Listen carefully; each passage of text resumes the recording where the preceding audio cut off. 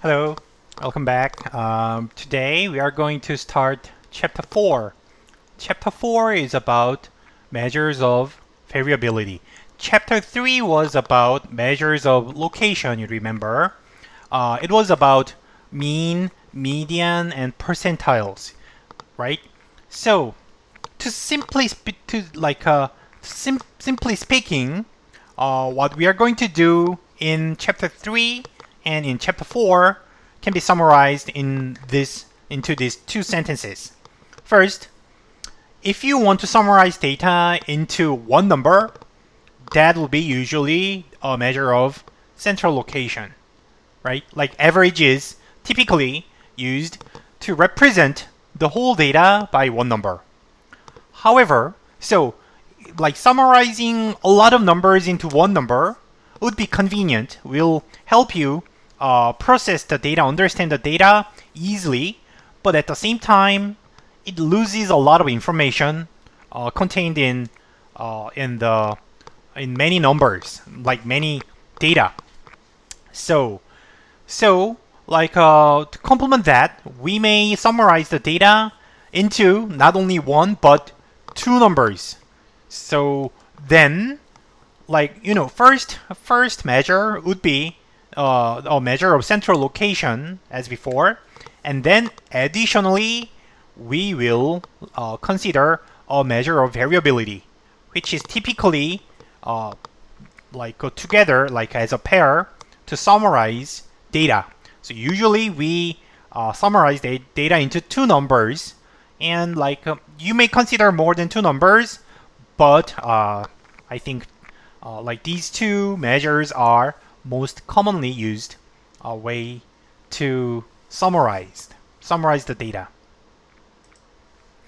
So take some chapters and we'll skip that. So let's think about two different data. So like in our previous chapter, we focused only on summarizing the data. I didn't mention much about the problems when you summarize the data into one number. But let's think about this.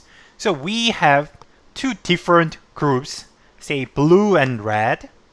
Blue and red groups have different distributions, different outcomes. And their difference in this example can be captured easily by the mean. Because as you see, the difference between the blue and the red is mainly about where they are centered around.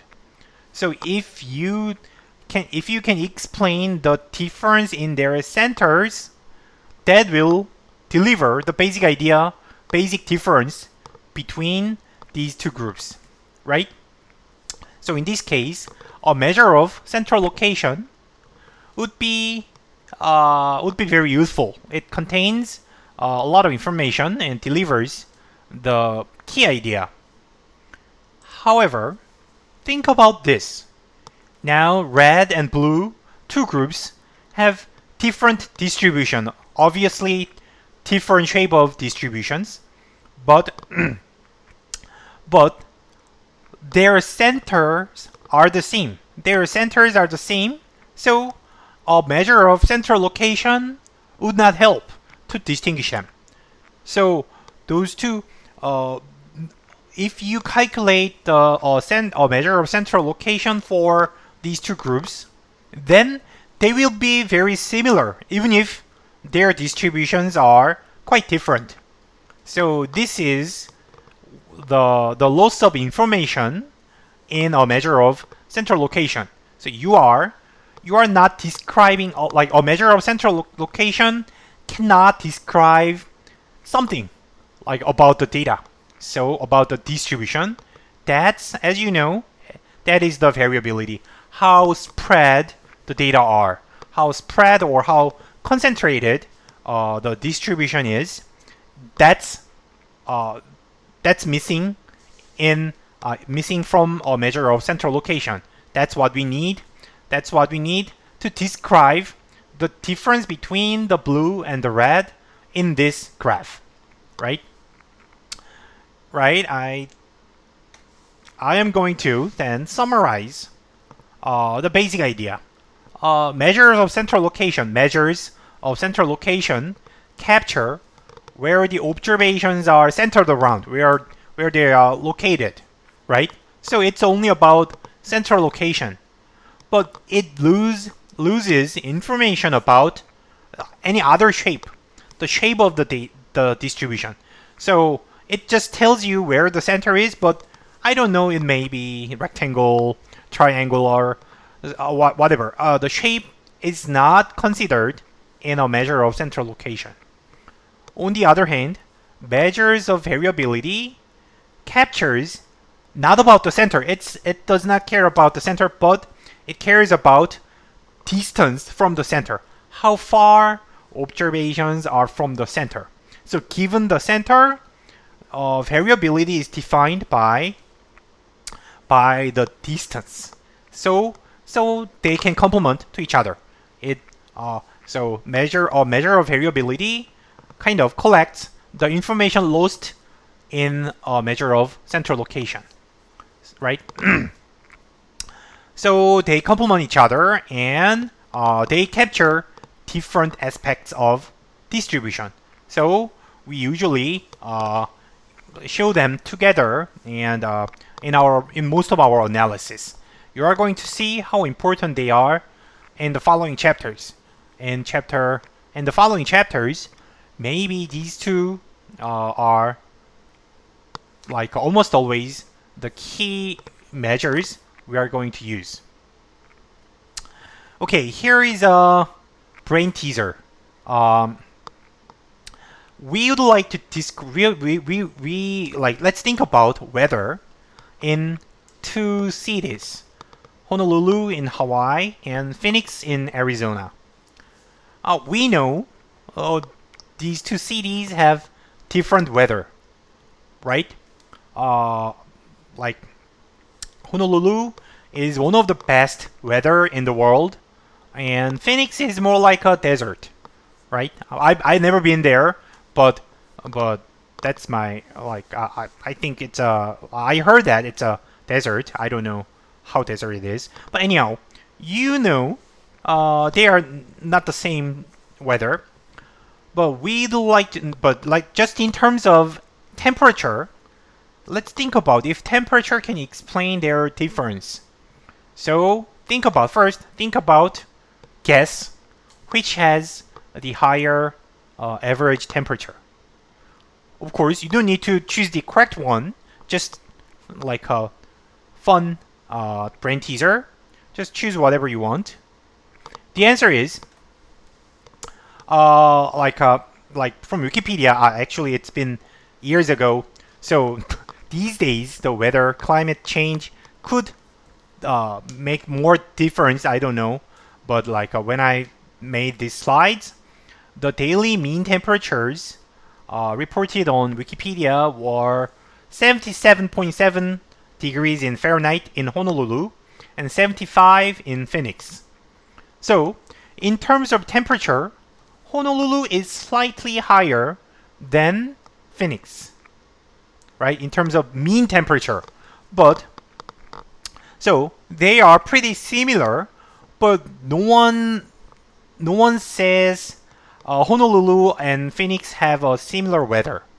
Their weather cannot be similar in any sense. Something is missing, right? So this is an example where a measure of central location, especially a mean, cannot capture the difference. It does not contain some important information in the difference in the weather. So what's missing is clear. Honolulu, the reason why Honolulu is one of the best place in the world is because it is cool in summer and warm in winter. Throughout around the year, the temperatures are pretty stable, like as shown here. In January, average is 66, but in July, highest month in July is only 87. So the difference throughout the year is pretty small. So it's very stable weather, like 24 months. But in Phoenix, winter is cold, summer is hot. That's the difference, right? So in January, Phoenix comes down to like 45, but in July, 100, more than 100 average. So if you can summarize this idea, then that would be a better way to present the difference between Honolulu and Phoenix. That's what we are going to do in this chapter, right? So, and like this was an example, and the difference, the main idea is the variability, the difference. It is a very important measure in other examples. For example, if you think about variability of income, then that becomes an income inequality measure. And variability of financial returns will capture financial risk, which is of great interest. And variability of manufactured outputs, like some measures of manufactured goods, it's about precision, how much manufacturing error happens, and so it's a measure of quality control, lack of precision, right? So a measure of variability is often very important, and itself on its own right, it's a very important measure in many research questions.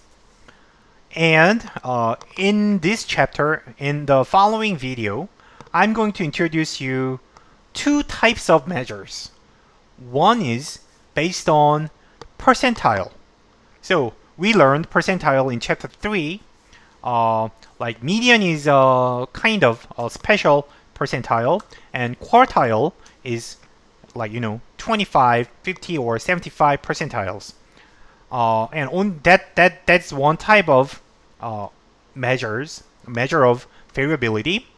And the other type of measure of variability is mean-based, like average-based methods, which are variance and standard deviation. So actually, the second type, the latter, is more commonly used, but I'd like to discuss more about the idea and what the advantages and shortcomings of each type of measures. Okay, I'm going to continue in the next video, and thank you for watching. See you later.